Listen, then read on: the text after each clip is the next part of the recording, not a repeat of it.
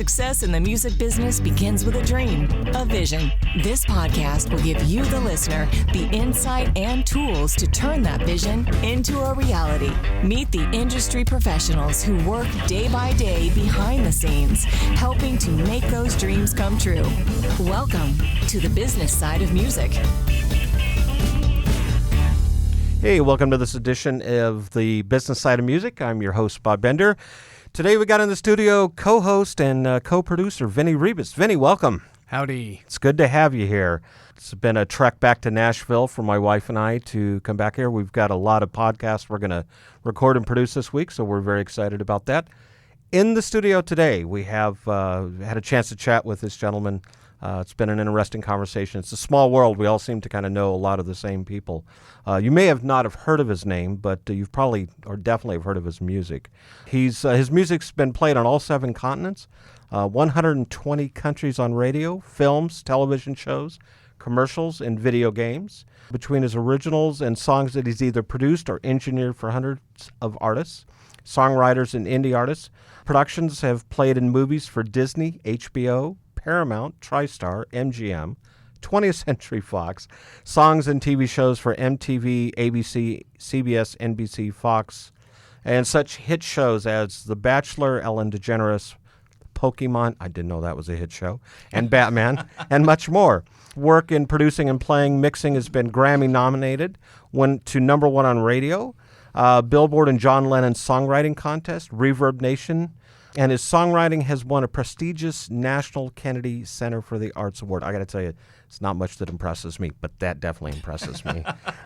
He's been a consultant to Apple for all their audio engineering software, and through the producers and engineer wing of the Grammys, helped create guidelines for studios to deliver albums and songs to the record labels. Gary Earl, welcome to the show. Good to be here, Bob and Vinny. Is there anything else we need to talk about, or did that just about cover it? Well, I don't know. It sounded very glamorous and exciting. I was just wondering who you were talking about there for a minute. That's because we're very glamorous and exciting business, aren't we?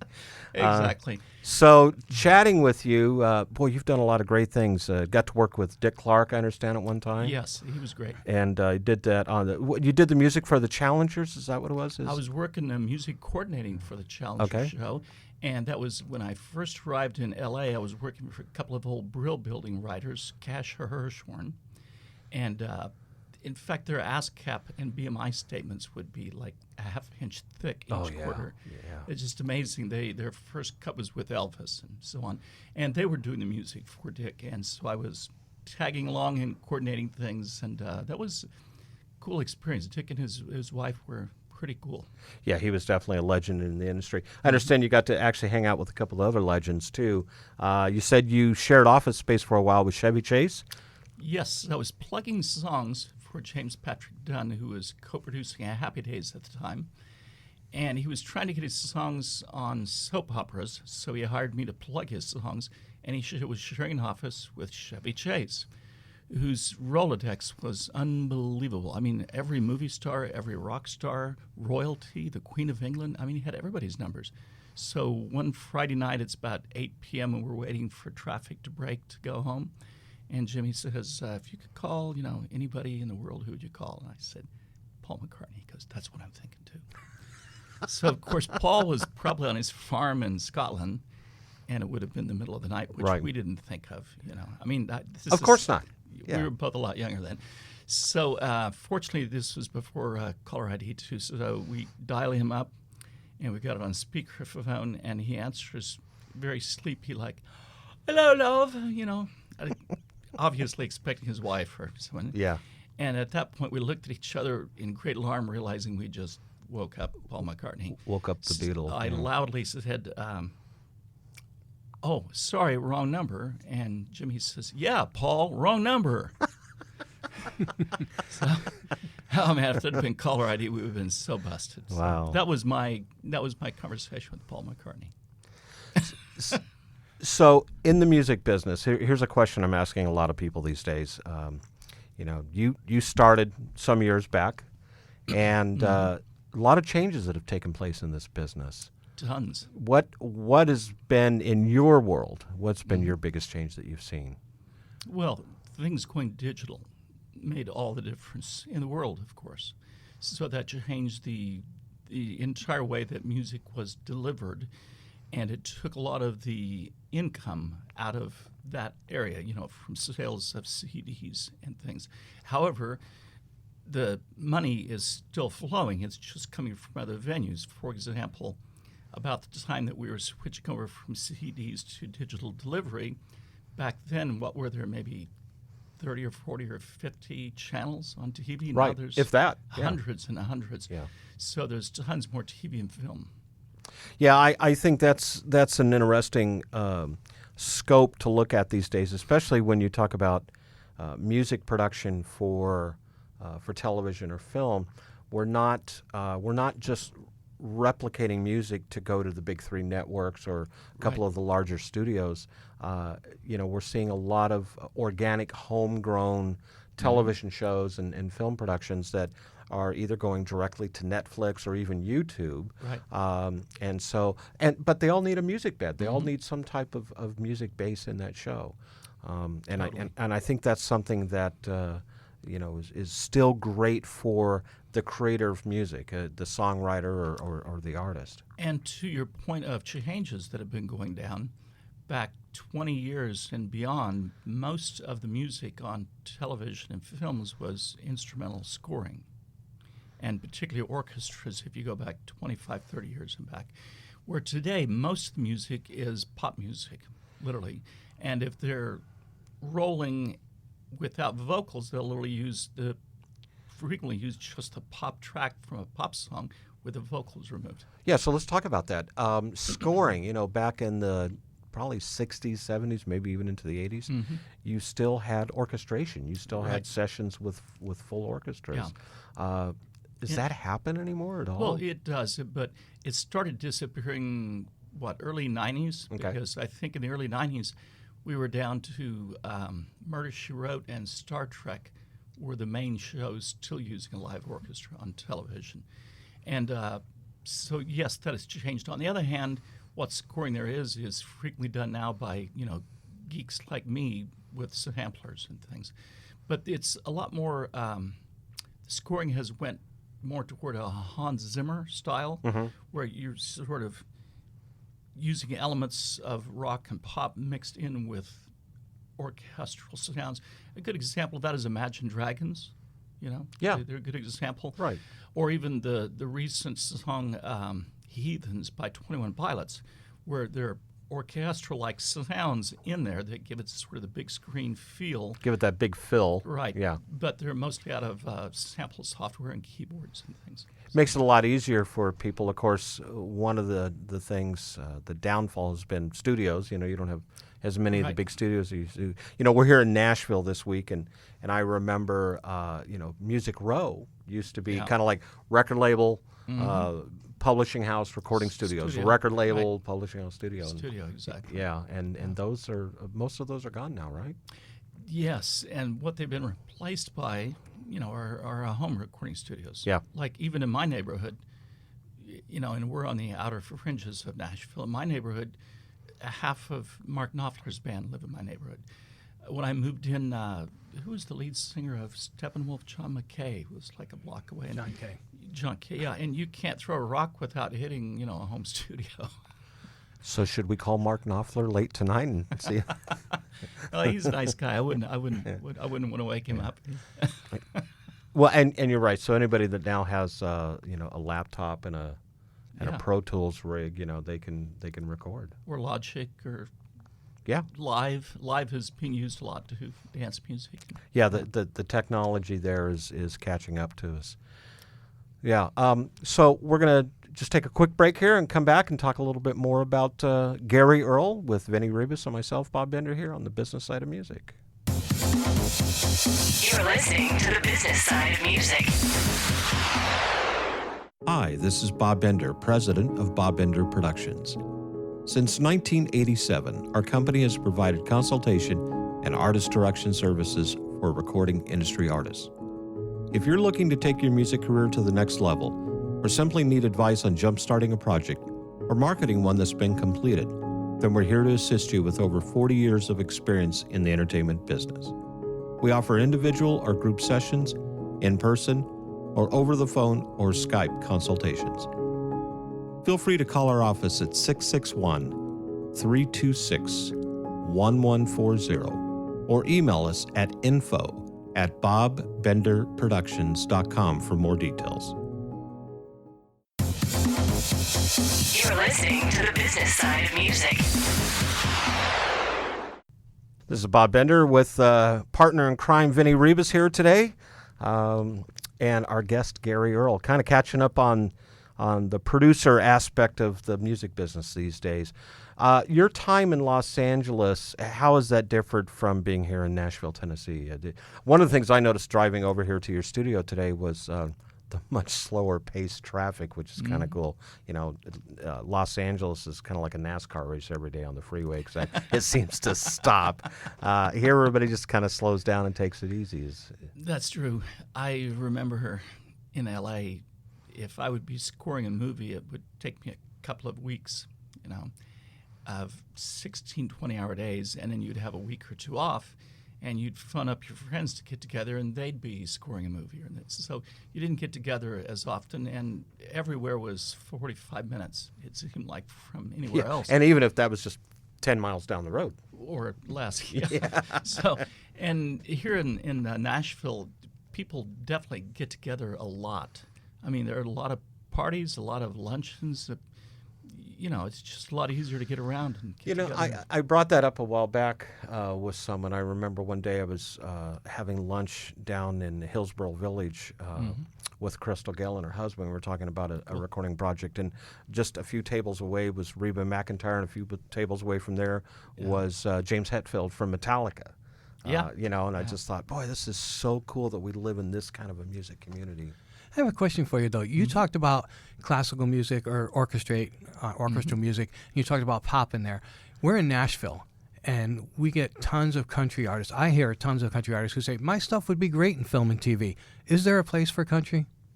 Well, there is, but right now, the last statistic that I heard was country music is about 7% of what's on television. The bottom line is that each show has a musical identity. For example, think of Grey's Anatomy. Okay, you think of singer-songwriters and intelligent, thoughtful lyrics and things. Then you think of True Blood. Each show has its own identity. Dexter always had some Cuban music playing because it was set in Miami. So you just have to find the shows, and of course a lot of them are on CMT and shows like Nashville. You just have to find the show where it fits. And there's always, it seems like on a road trip, they always stop in at a honky-tonk where there's honky-tonk music playing on the jukebox. But as a whole, mostly what they're looking for is pop, generally.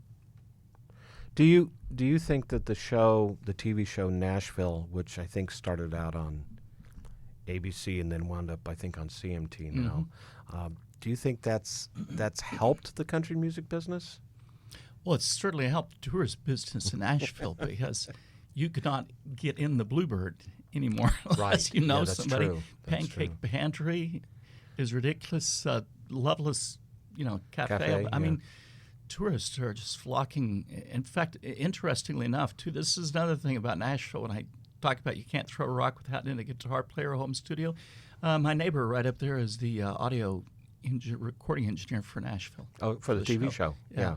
It's just going everywhere. back, I want to say maybe late 70s when you had Smokey and the Bandit movie, and then you had all the Kenny Rogers films, Right. The Gambler and Six Pack and such. Those films seem to really invigorate the Nashville music scene. Yes. Are we seeing that same thing with this TV show, or is it too Hollywood these days? I don't know if that's the right word or not.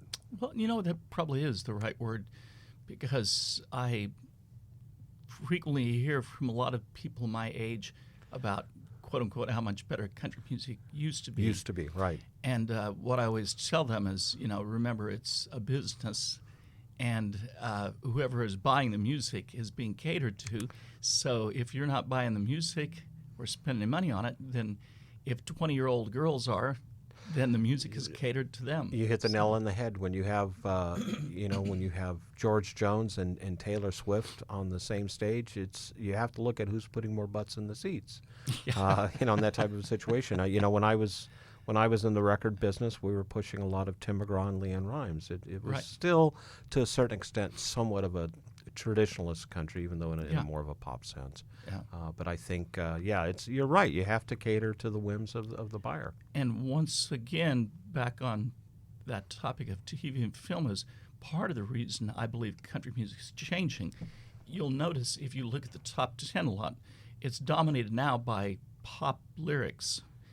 As you know, in the 90s, country songs had detailed imagery and evolving storyline, and today they have pop lyrics about emotions, like I love you so much, I stay the night, I can't live without you, because they know that those kind of lyrics can get synced for TV and film and Right. play under video.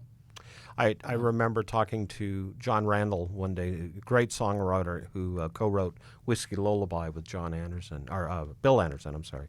And I remember him telling how they put the storyline together. And of course, he loses his wife and he drinks and, puts the whiskey bottle to his head and pulls the trigger.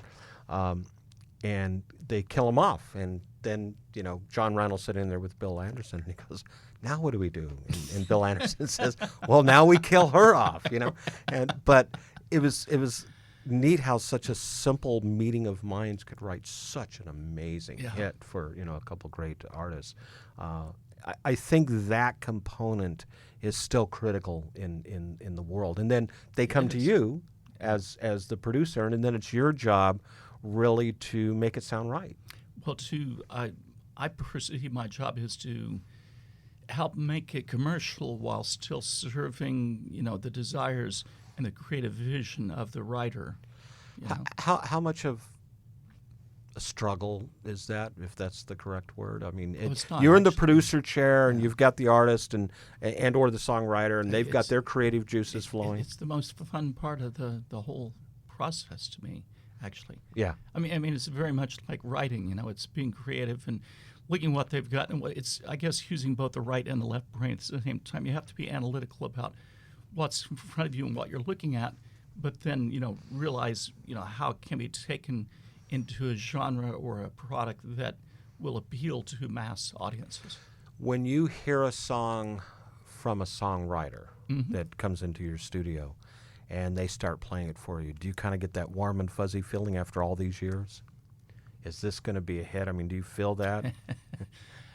Maybe that's a tough question. I don't know. Well, no, it's not a tough question, and it seems like I give a different answer to that than most producers would, because I have so many friends that just talk about their greatest thrill is the wonderful song and all this, and I don't really get that feeling. To me, the greatest thrill is it's like you got a wonderful song. That's just the first step in a journey. So to me, the real enjoyment is like what to do with it, how to do it, and how to do it right, so that the magic happens. I've had a chance to hang out and spend a lot of time with a lot of famous producers like Phil Ramone, Jimmy Jam, Armin Steiner, Paramount, and people like this, and it's it's gosh, I'm wandering here in my answer, but the point is, to me, the whole length of the journey and actually getting the product done, I get the warm fuzzy feeling when the song's done and fully mixed, and I listen to it and I go, it's like a child that you're ready to send out into the world, and it'll have a life of its own. And if it's a good child, it'll send money back to Papa. So. Yeah, that's a good way to say that. This is Bob Bender with Vinnie Rebus and Gary Earl. You're listening to The Business Side of Music. You're listening to The Business Side of Music.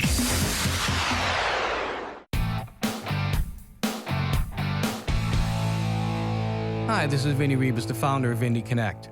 Our goal is to ensure that you have the knowledge, the tools, skills, resources, and connections that you need to develop a profitable and long-lasting career in music. One way we do this is through these Business Side of Music podcasts. I'd also like to invite you to check out Indie Connect Magazine, our free multimedia online publication packed with practical interviews and advice from music industry experts. Go to www.indieconnectmag, that's www.indieconnectmag.com. Let us walk with you and guide you every step of your musical journey.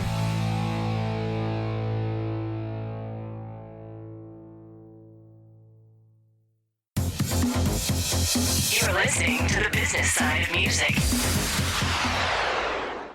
So here we are in beautiful Nashville, Tennessee, one of my favorite places to be. And how competitive is it becoming now for music producers these days? You know, we talked about this earlier. The recording studios were out there, and you know, you had to have a producer and an engineer to go into the studio, and now everybody's kind of self-sufficient. How does your role play into that anymore? Well, the model for producers making money has changed in the same way. Just like it has for everybody. Right. That's true. Journalists, you know, a lot of fields that's very true. Try and be a newspaper owner these days. Yes, I know totally. In fact, two of my good friends are journalists, you know, and also another cameraman who lost his job to a robot, you know. But the model, you know, used to be based upon getting a percentage of CD sales. And since that's changed totally, and in record labels going to 360 contracts, that's all of this has changed. So a lot of producers are, you know, the role of most producers is not what it used to be. You tend to find yourself co-writing more with artists, you know. You tend to find yourself involved more in the marketing also, and the pitching. Like during the last couple of months, I've helped 4 of my clients get cuts in films and TV shows, literally because, you know, they're a good client. They had quality stuff, and I knew that it would sail and that they could get a cut. So I literally stepped in and passed them on to supers that have used my music and made money with it. So, you know, it's not like it used to be. If you go back 20 years ago, 30 years ago in country, being a producer often meant just calling up 6 of the best musicians in town and showing up and telling them to imitate the demo. Right. And it's not that anymore. No. You actually have to do a lot more work. It's interesting, you were mentioning earlier before we actually got on the show about a music supervisor calling you to fix or to dress up somebody's recording. Can you talk a little bit about the quality that's required for that a music supervisor is actually looking for? Yeah, good question. Well, the bottom line is it needs to be broadcast quality, which it doesn't mean that it needs to be a $100,000 radio hit by Katy Perry or whatever, but it has to be a good quality and an appropriate mix. For example, one of the supers that has placed a lot of my music gave me a quick text a couple of months ago and said, I've got this hit writer that used to be an artist, and he's got this amazing song, but his home studio mix is, you know, not working. And among other things, you know, just how to explain the mixing? Learning how to mix properly is at least as complicated or more complicated than learning how to play an instrument. You really need to put in a lot of hours and get a lot of experience because, like, I have over 500 plugins. You have to know what works best about each one and what it will do to the music and which one needs applied and the subtle nuances that go with each one of those. Well, right, yeah. I'll give you a good example of that is so many of the demo studios in Nashville still use acoustic drums. And if you're in LA and you're a music super or coordinator, and I've done both, and you get a song in and you hear that oatmeal box snare, you know, your first thought is, oh, it's country. It's from Nashville.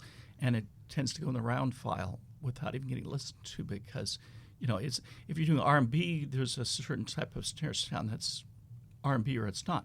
If you're doing metal, if you don't have a kick drum right in metal, then, you know, you don't have a clue about how to mix. I was just metal. saying that the other day. My wife and I were in the car driving, and I was listening to Dream Theater, which is one of my favorite groups, and I said that snare drum, however they mic'd that and mixed that, to me sets that album apart from it. Just the snare drum in itself, yeah. I have licensed samples of their drum set. Yeah. Because you can spend a lot of time getting that sound. Yeah. A lot of costly studio time. Yeah, totally. Yeah, exactly. Yes, that's totally. So I really do enjoy the reworking. Thanks for bringing that up, Vinny, because I do a fair amount of that. I get music supers that say, hey, this needs, a better mix, or it needs an alternative guitar instead of a classic rock guitar, that sort of thing. Here's a question I have for you. Pitching a song to television and film, how does the average Joe who thinks they have a great song for whatever show, The Bachelor or Nashville or whatever, how do they go about pitching that? Another good question. And once again, much more complicated than the old days of going to an A&R department in a record label, because there's several levels that you can pitch to TV and film. The best one, of course, is always going directly to the director or the music super, because a lot of directors are intense music fans, and all the supers are, of course. So if you can get directly to them, but that can be very difficult because they're busy, so you need a long-term working relationship.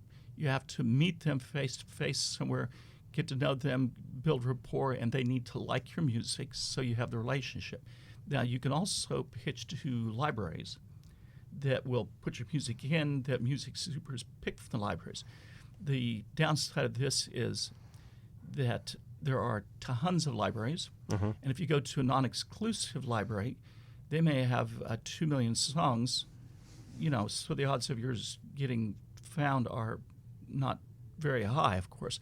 Or if, for example, if you can get in with a library that is connected to a publishing company, like Telepix in Burbank, for example, they're always producing about 8 or 10 TV shows in a given moment. If you get in with them and you write for them, odds are good your music's going to show up in several shows on a regular basis. And then on the bottom level is services like Taxi or Sonic Bids. There's a lot of services online that pitch, with Taxi, they get a request from someone. They put it out, all the members pay $5 and pitch the song online, then it's screened by Taxi and then sent on. Really? Yeah. So they're given a certain parameters or criteria? Right. Okay. Now, the only downside with doing that, and I have several friends in the Nashville area that get a fair amount of cuts that way too. The only downside is, though, you have to realize that you're sending in the song to the service to be, vetted by their personnel. And for example, one of these services that I know well and know the owner well, they have a guy on there who used to be the head of Sony Music, and I trust his judgment implicitly. Intelligent, smart guy. But they also have like 20-year-olds that don't really have any experience. And so, it's sort of like going to Vegas, luck of the draw. And then once they vet you and send you on, they may not be sending you direct to the music super. They may be sending you to a publisher here in Nashville who wants to pitch her song to a music super in LA. So you have to go through, you have to have several levels of people like your song. Much like in the old days, if you go to A&R, it's the same thing. Right. They'd have an intern go through them and they'd pass it up to A&R, and A&R would pass it up to the head of A&R, who would pass it to the producer. So if you know somebody in, an artist like Florida Georgia Line, someone in the band, or the bus driver, then you're direct. And you always want to go to the person who can say yes or no immediately, and then your odds are increased greatly. And that's why I get to know music supers, and I know several of them have good relationships and open doors. And part of the way that I've done that is what I call polite stalking. It's making sure that you meet them somewhere, whether it's a parking lot or an elevator or whatever, and that it appears, And don't look like you're going to mug them. Exactly, that it appears like it's a total chance meeting.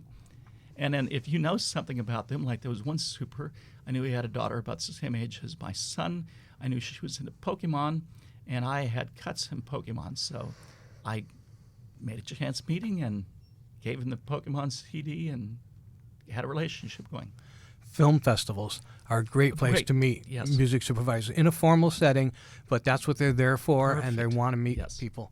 And so Yes. that's what I always recommend. And, Excellent. and I do think that it's really important that a lot of musicians don't discount the independent films. We brushed on it Totally. earlier. I agree. But that's such a Absolutely. huge market now, and you never know Yes. where an independent film is going to end up. Well, exactly. That's, the old thing used to be to go to USC because so many directors come out of there, and then you would score these student films, and if you got a good relationship and your guy popped through. So the same way with, I have 2 or 3 friends that are retired now with, 20 or 30 Garth cuts because they were writing with Garth when they were playing guitar at the demo studio where Garth was singing the demos. So, and not only independent films, but small productions. I mean, you never know where it's going to wind up. You never know where it's going to lead, and they frequently. And Who Knew is another. They have the Shark Tank music supervisor once a year. So, a perfect example is maybe Jon Favreau, who's an actor and has been in great movies like Iron Man, but also produced that really cool indie film Chef. Yeah. And Oh, the that was music great. bed on that thing was very eclectic. It was it was a little bit of salsa, and a little bit of jambalaya, and and some rock, and it was just I think that's important. Guys like Jeff Bill, who have written for Jesse Stone and House of Cards, when you are a songwriter and you're trying to write something for film or television, is it best? I use Jeff Beal as an example because his style pretty much stays the same, whether it is House of Cards or it's Jesse Stone. He's kind of got that laid-back, jazzy trumpet sound. Is it best to kind of just have your signature sound, or try to adapt to what the film or the television show or whatever it's about? well, I would say that literally depends on the individual, because I think most people do have one thing they're really good at, and it's best to stay that way and just find the shows and the supers that like what you do. But then you get people like myself that, I'm a chameleon, and interning with the old Brill Building writers, they really taught me how to write and how to, it's like I've never had writer's block, because of them and the things they've taught me. And it's, once you have production skills down, or know someone who does that can do it, then you can get away with. I mean, I've had cuts in 16 different genres, but that's pretty unusual. Yeah. Wow. But So starting with Roger Corman really helped. 'Cause, if that- you know Roger, that's very unusual. Yeah. Gary, how do people reach you if they want to reach out for your services? Well, the website is GaryEarl.com, GaryEarl.com, and I guess that would be the best place to Perfect. approach me through. Oh, you can also email me at Gary@GaryEarl.com. All right, there we go. Gary, thanks for being on the show. Appreciate it. Vinny, it's good to have you on board. Thanks for stepping in here a little bit. Appreciate it. It's been fun. It Thanks. is. I We had really a good time. appreciate it. Good. This is Bob Bender and Vinny Rebus, and you're listening to The Business Side of Music. The Business Side of Music is the creation of Tom Sabella and Tracy Snow, and is produced by Bob Bender for Bob Bender Productions. Co-producer for the show is Vinny Rebus. The Business Side of Music is recorded at Music Dog Studios in Los Angeles, California, and Nashville, Tennessee. Production sound designed by Keith Stark. Voiceover and promo by Lisa Fuson.